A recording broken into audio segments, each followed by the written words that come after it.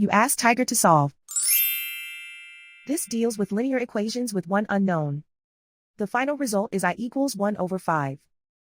Let's solve it step by step. Simplify the expression.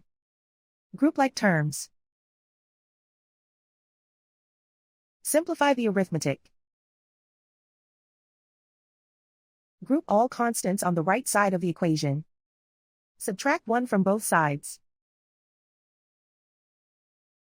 Simplify the arithmetic.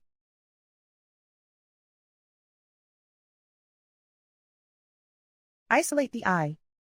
Divide both sides by -5. Cancel out the negatives. Simplify the fraction. Cancel out the negatives. And so the final result is I equals 1 over 5.